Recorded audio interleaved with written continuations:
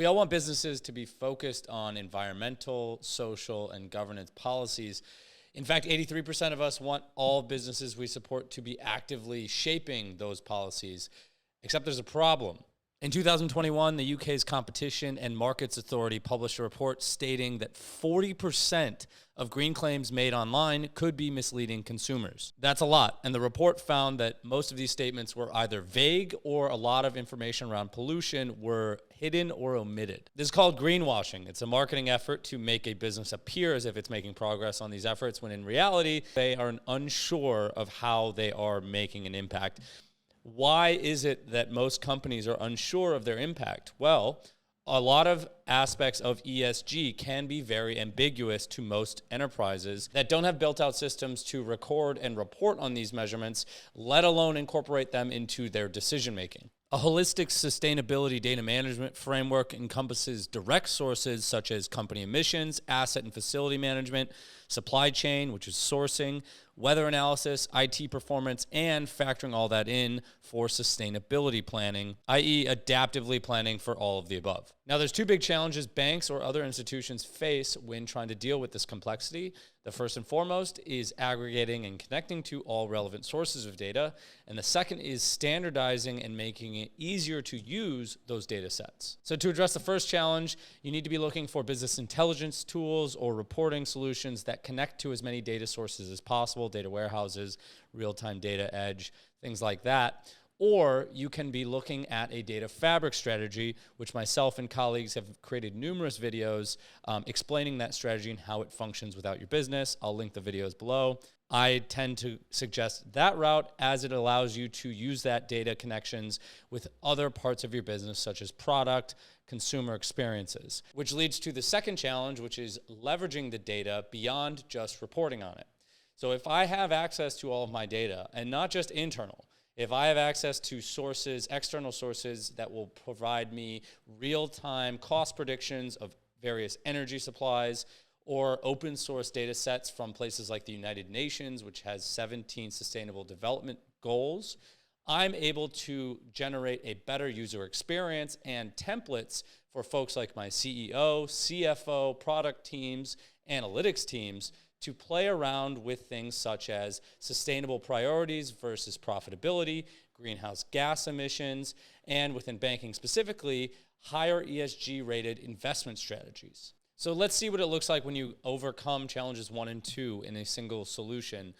For the purposes of this video, I'll pull up IBM Planning Analytics with Watson, designed specifically for sustainability reporting and forecasting. So this model here is as if I am a procurement manager. Now what I'm able to do is see the model methodology of anything I pull in. I'm able to see the emissions of every asset that I have by supplier, as well as my year profile. And if I need to go and create anything additional, I'm able to do so. No developer is required. I can add any asset I'd like here as well. So projected spend and emissions. So this is where I can actually take a hold of my business from sustainability standpoint and make changes. So you can see bottom left there, far right column, is the defined emission ceiling for each of these assets that I have.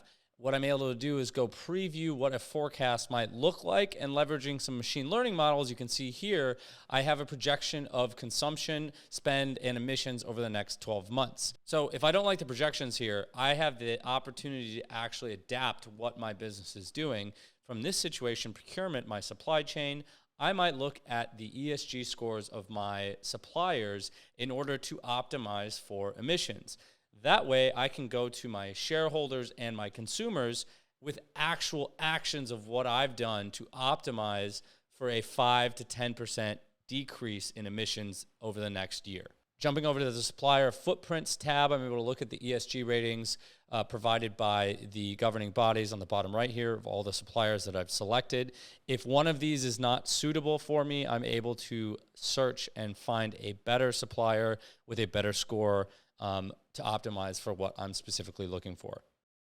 Now, jumping over the forecast tab, there's a couple things to note.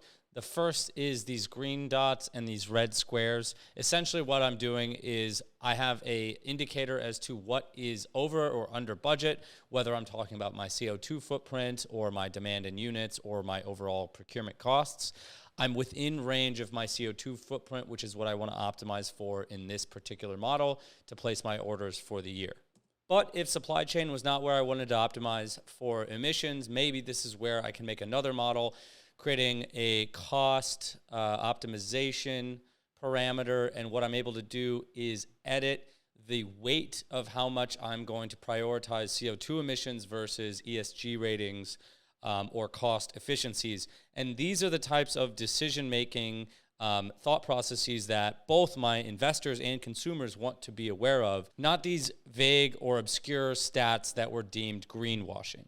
And it's with this approach you can quickly dispel any negative sentiment around ESG or ESG requirements and take it as an opportunity to optimize and gain revenue and efficiencies in parts of your business in ways that you've not seen before. To see how more concepts work in actual production settings, follow our LinkedIn's or check out IBM's technology YouTube channel.